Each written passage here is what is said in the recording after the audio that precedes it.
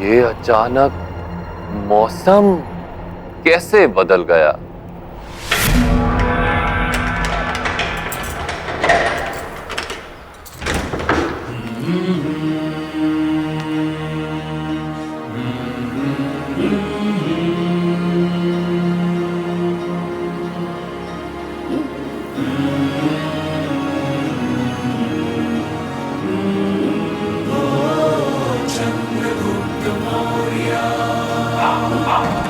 जिस झाड़ी का कांटा मुझे चुभा, मैंने उसे काटा नहीं, केवल उसकी जड़ों को खोखलाकर वहां मट्ठा भर दिया।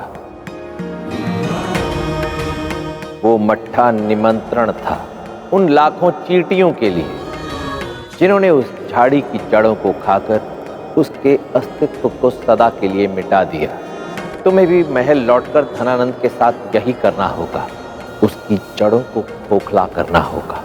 परंतु उसके लिए पहले तुम्हें धनानंद की शक्ति और उसके सामर्थ्य का आकलन करना होगा और उसके पश्चात उसका साम्राज्य नापना होगा।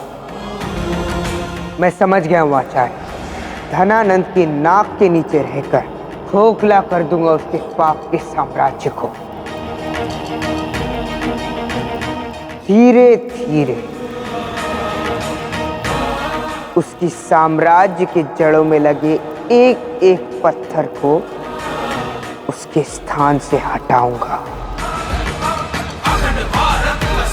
और अंत कर दूंगा धनानंद के पाप का।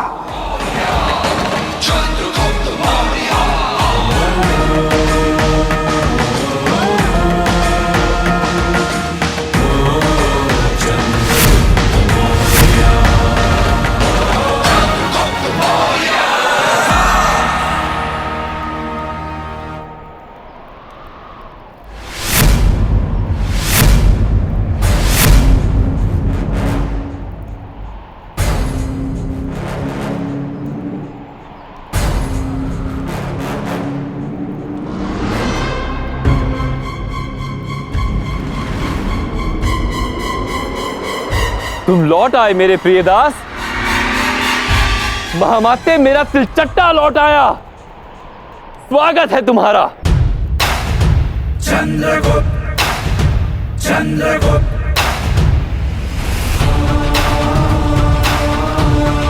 अपने पिता का प्रतिकार लेने लौटना होगा इसे, और यही लेगा अपने पिता का प्रतिकार।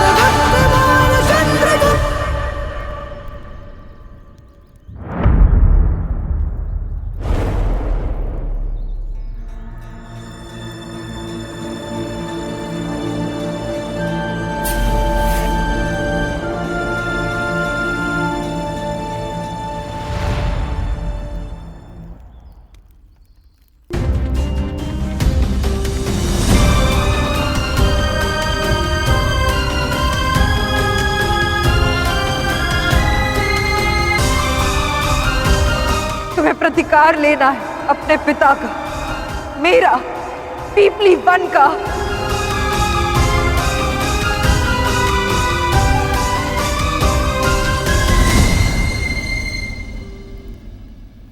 न जाने क्यों मुझे विश्वास था कि तुम मर नहीं सकते।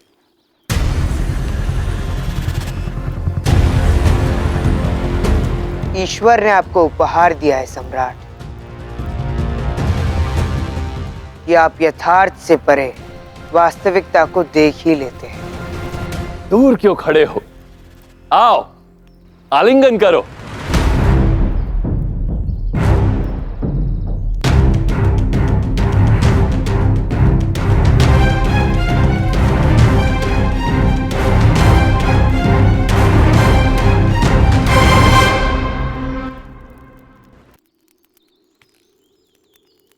अद्भुत, सत्य में तुम अद्भुत हो दास। इतनी ऊंचाई से गिरने के पश्चात भी तुम ना केवल जीवित लौट आए, अपितु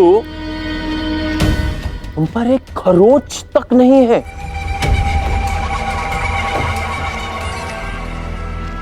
कभी कभी तो लगता है कि तुम्हारा जीवन चमत्कार का प्रतिबिंब है, किंतु एक समस्या है।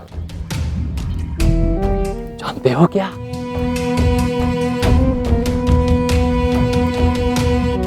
मुझे चमत्कार पर विश्वास नहीं होता, तर्क पर होता है। तो बताओ, तुम बच गए थे तो इतना समय क्यों लगा लौटने में?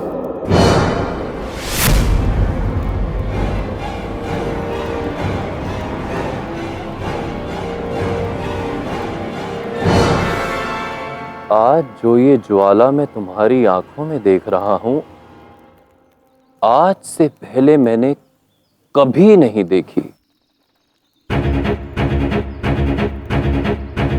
कुछ तो अलग है, कुछ तो अवश्य जुड़ा है तुम्हारे व्यक्तित्व में।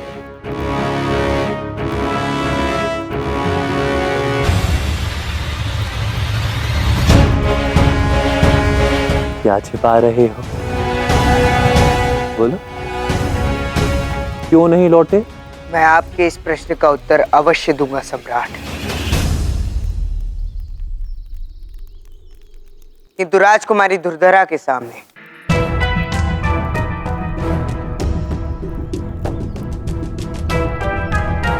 मैं पहले ही लौट सकता था, किंतु राजकुमारी दुर्धरा ने मुझे उस दुर्लभ नवरंगी पुष्प को लाने का आदेश दिया था। जब मैं उस झरने से नीचे गिरा तो उस पुष्प का पीछा करते करते मैं कई योजन तक बहता चला गया, किंतु मैंने उस पुष्प का पीछा नहीं छोड़ा। और आज मैं उसी पुष्प को लेकर आया हूं।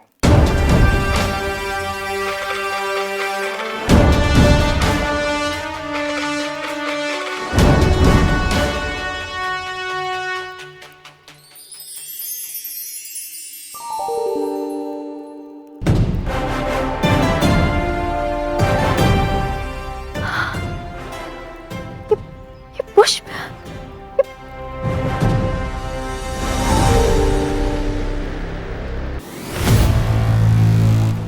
मांगो दास, जो मांगना है मांग लो। अवश्य, मांगो, क्या चाहिए?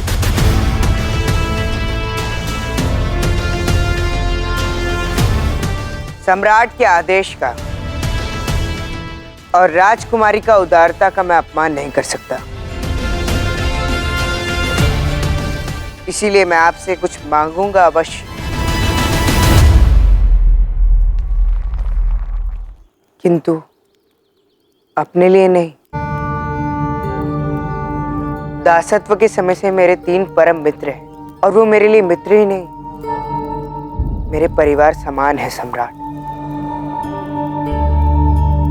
तो मैं बस यही चाहता हूं कि आप मेरी ही भांति अपनी छत्र छाया में उन्हें काम देंगे तो बड़ी कृपा होगी।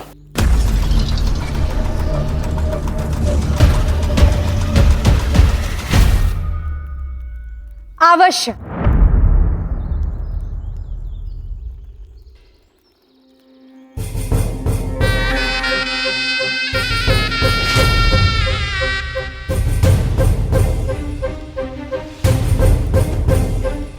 अब मेरी लाडली बहन ने कहा है तो एक भाई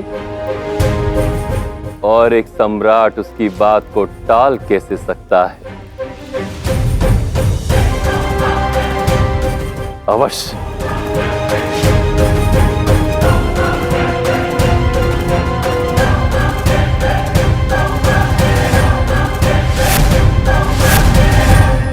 हमारी योजना का प्रथम चरण सफल हुआ।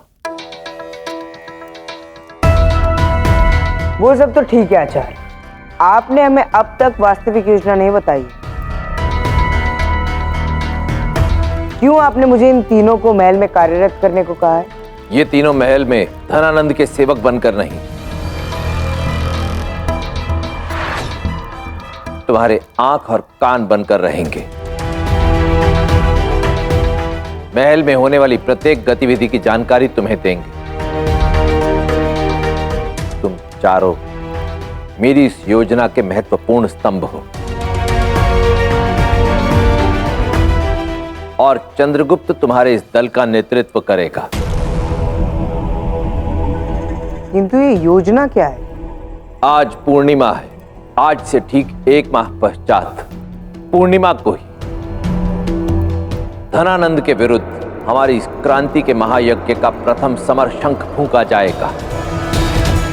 चंद्रगुप्त के नेतृत्व में हमारी सेना धनानंद के क्रूर शासन द्वारा फैलाए गए इस अंधकार का नाश कर देगी और अखंड भारत के उज्जवल भविष्य की प्रथम नींव रखेगी। क्या? सेना? हमारी सेना? किंतु ये कैसे संभव है? हमारे पास तो इतने संसाधन भी नहीं है कि हम एक सेना का निर्माण कर सके आचार्य। हम एक छोटी सी झड़प के लिए सज्ज नहीं है और आप चाहते हैं कि हम मगध की समूची सेना के विरुद्ध अशस्त्र क्रांति करें। वाह!